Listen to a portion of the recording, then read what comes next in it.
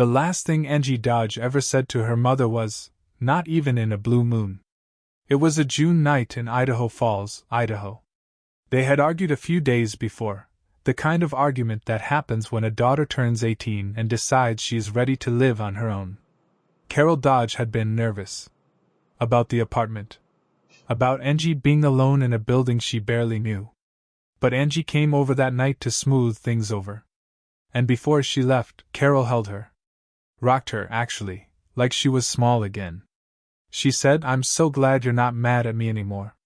Angie looked up and said, "Not even in a blue moon." She left. Carol watched her go. The next morning, June 13th, 1996, Angie Dodge was found in her apartment at 444 I Street, Idaho Falls. She was 18 years old. She had been raped and stabbed 16 times. Her throat had been cut so savagely she was nearly decapitated. The man who did it walked out the front door, crossed the street to his own apartment, and lived freely for 23 years. And the man the state of Idaho convicted for this murder, the man they put in a cell and asked for the death penalty, had nothing to do with it. Not one strand of his DNA at the scene. Not one piece of actual evidence. Nothing but a confession that police had spent 60 hours manufacturing from a frightened 20-year-old who barely knew Angie Dodge's name. This is the Angie Dodge cold case. Idaho Falls, 1996. And it is two injustices folded inside one story. Where are you watching from? Drop it in the comments, and if you're new here, subscribe before we go any further. Idaho Falls in 1996 was the kind of place people described as safe without really thinking about what that word meant. About 48,000 people, sitting on the Snake River in eastern Idaho. The economy ran on agriculture and the Idaho National Laboratory nearby, a federal nuclear research facility that employed thousands of people who drove sensible cars home to quiet streets every evening. It was predominantly trusting. People left their doors unlocked. They knew their neighbors. The O.J. Simpson trial had just ended the year before, and for the first time in most people's lives, the words DNA evidence meant something specific. Everyone had watched those courtroom arguments about genetic material. What nobody understood yet was what DNA would eventually be able to do, decades later, with a sample left behind in the dark. Angie herself was exactly who you'd hope an 18-year-old would be. Her best friend Jessica Martinez said she didn't put up with people's nonsense, she was smart, she was one of the only people in their circle who had actually graduated high school. She worked at a store called Beauty for All Seasons in downtown Idaho Falls, thinking about business, thinking about what came next. That spring she'd graduated and rented her first apartment. Her mother was worried. Angie was 18 and thrilled and ready to start her adult life. The night before she died she sat with her mother, and they made their peace. She said not even in a blue moon and walked out into a warm June night. By the next morning she was gone. Her two coworkers went to the apartment when she didn't show up for work. They knocked. No answer. They went inside and called her name into the silence. Detective Jeff Pratt, who responded to the scene, later said colleagues had warned him before he walked in, that it was graphic, a lot of blood. He called it probably the worst thing he had ever seen. He called it the nightmare. Investigators collected what the killer had left behind. Semen. Hair. Biological material pointing conclusively to a single, unidentified male. They ran it through the forensic testing available in 1996 and got a DNA profile. Then they uploaded that profile to CODIS, the FBI's national database of DNA collected from convicted criminals. If this man had a prior record anywhere in the country, CODIS would flag the match. No match. Nothing. The man who killed Angie Dodge had never been convicted of a crime before. He was not in any database. CODIS could only find people it already knew about. This man did not know. Summer has passed. Fall passed. No arrest. In January 1997, a man named Benjamin Hobbs was picked up in Nevada on a sexual assault charge. He had a connection to Idaho Falls. Police looked at him for Angie's murder, then started pulling threads from his social circle. One of those threads led to a 20-year-old named Christopher Tapp. Christopher Tapp had not killed Angie Dodge. He barely knew who she was. They moved in overlapping social spaces, young people who gathered near the Snake River, the loose geography of a small city, but he had nothing to do with her death. Police brought him in anyway. What followed was not an investigation. It was a construction project. Over roughly 60 hours of interrogation spread across multiple sessions, combined with 7 polygraph tests, Idaho Falls police took Christopher Tapp apart. They lied to him. They told him Hobbs had already placed him at the scene. They fed him specific internal details about the crime, details only someone present would know, and then falsely recorded in their own reports that Tapp had volunteered those details himself. They threatened him with the death penalty. They promised leniency if he cooperated. He was 20 years old. He had no lawyer present for much of it. He confessed.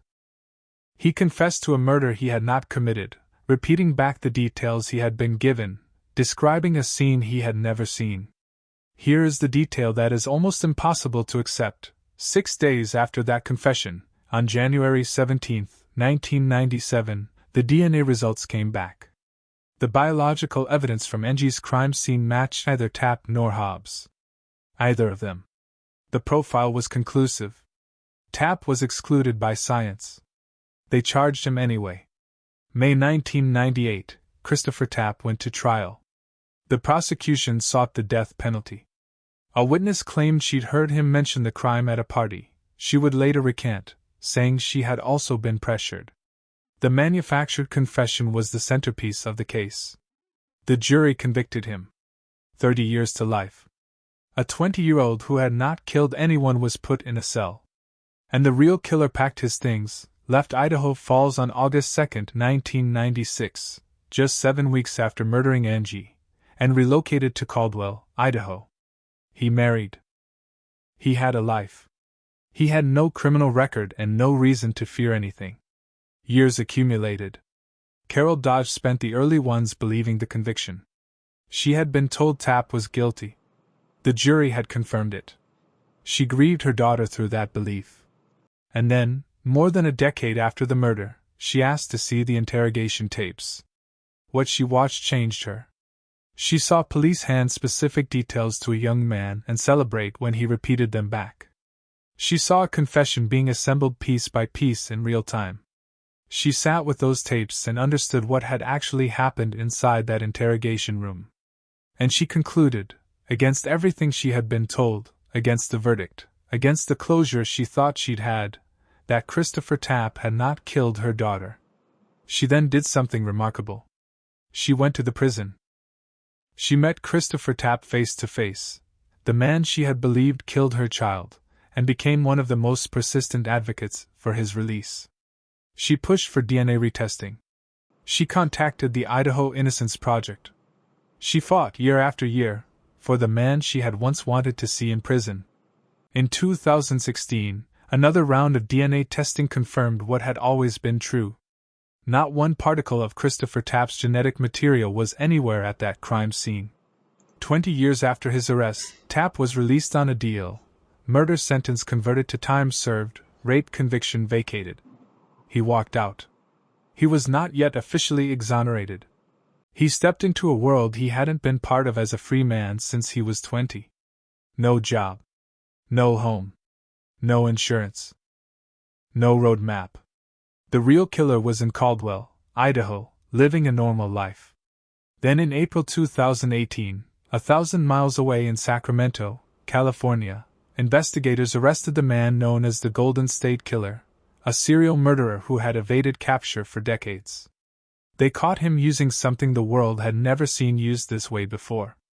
They uploaded old crime scene DNA to a public genealogy website called GeneMatch, where ordinary people voluntarily post their own DNA results to find distant relatives and trace family histories. The killer had living relatives in that database. Those partial genetic matches allowed investigators to build family trees until they identified who, among all the descendants of certain ancestors, fit the profile. Law enforcement agencies across the country with cold cases and preserved biological evidence took immediate notice. If you couldn't find a killer through Cody's because he had no prior record, you might still find him through his cousins. In Idaho Falls, the new police chief decided to look at the Angie Dodge case with fresh eyes. And Carol Dodge, who had never stopped looking, reached out personally to a genetic genealogist named Cece Moore, who worked with a Virginia company called Parabon Nanolabs. The first problem they hit was serious.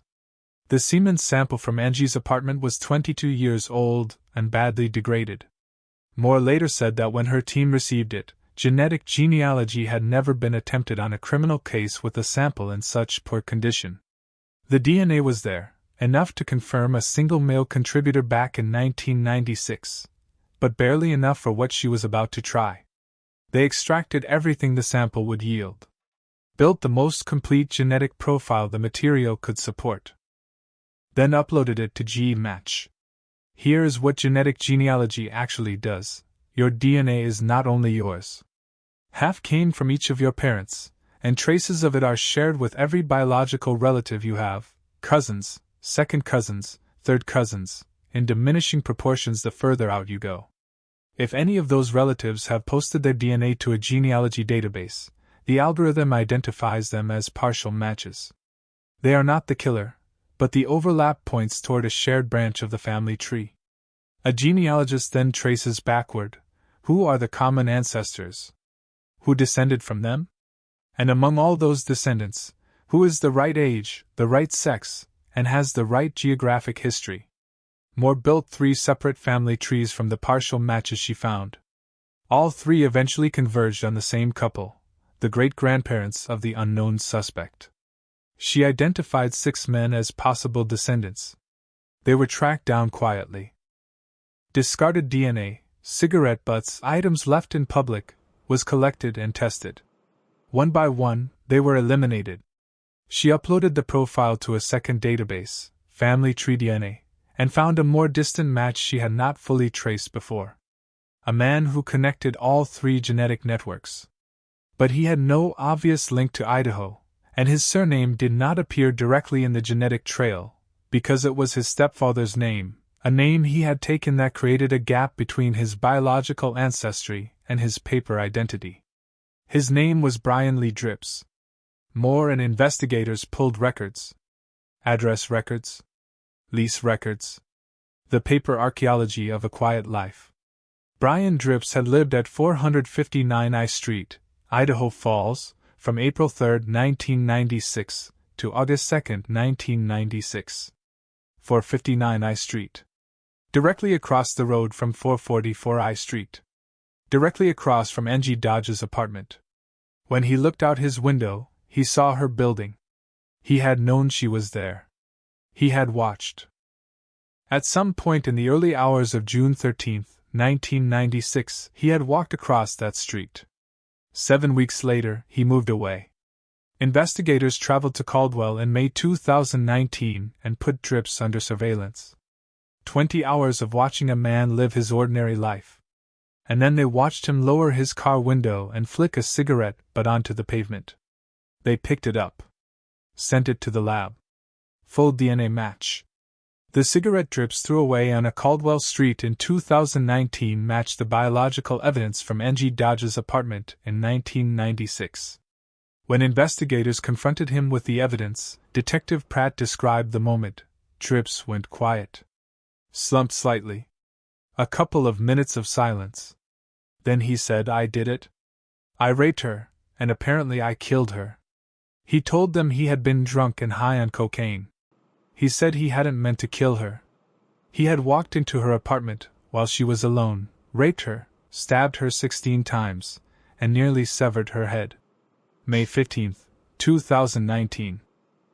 Brian Leigh Dripps, 53 years old, was arrested. 2 months later, July 17, 2019, a judge fully exonerated Christopher Tapp of all charges. All of them. He walked out and told reporters, "I hope that things get learned from this mistake. I hope things get changed."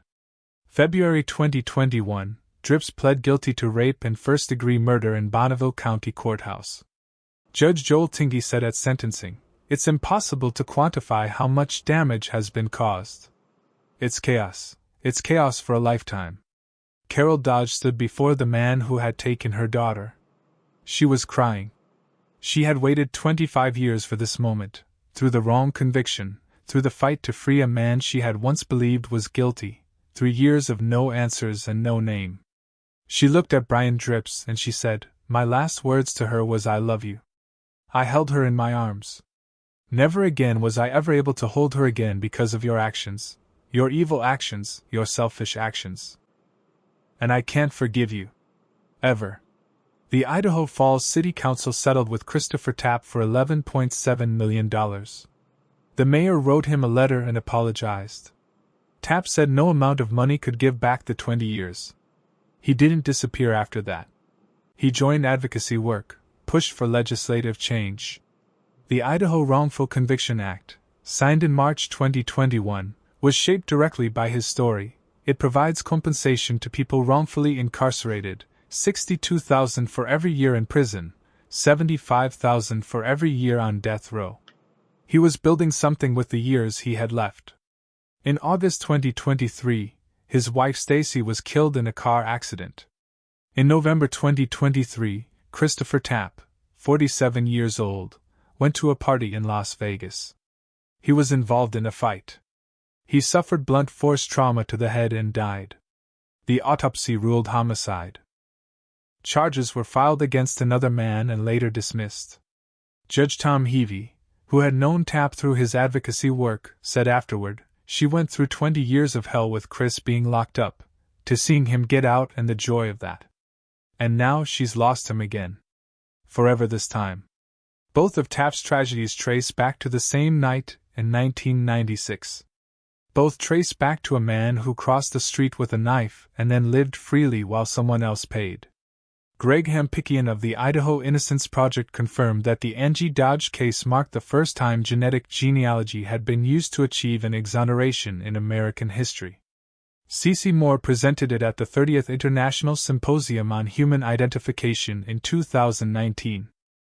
It became a foundational case for the entire field, proof that even a severely degraded sample, more than 2 decades old, can still lead investigators to the right door.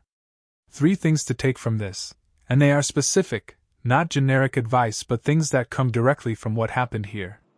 If you are ever brought in for police questioning in a serious investigation, regardless of your innocence, you have the right to a lawyer before you say a single word.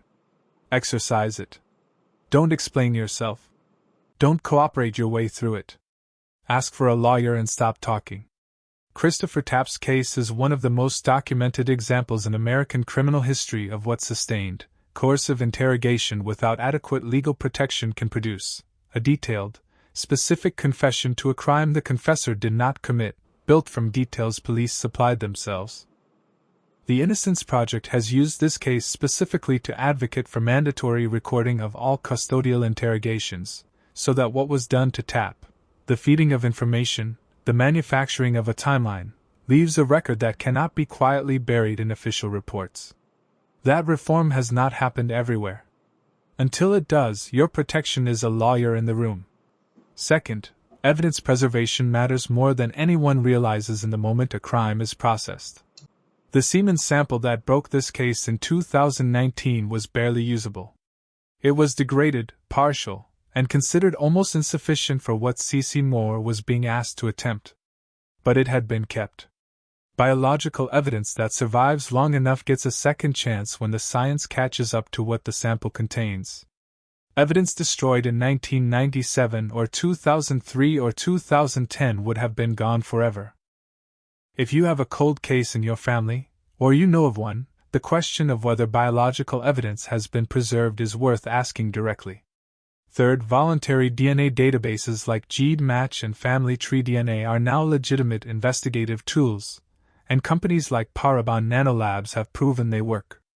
If you have an unsolved violent crime in your family with preserved biological evidence, and a killer who has never been caught, this path exists, and it has worked in cases where nothing else could. Angie Dodge would be in her mid-40s now. She had an apartment, plans, and a mother she loved. She walked into a June night in Idaho Falls and said not even in a blue moon and never came back. Say her name. And if this story stayed with you, share it, not for the numbers, but because these cases survive in memory, and memory is sometimes the only pressure that works. Subscribe if you want more stories told this way. Thank you for being here.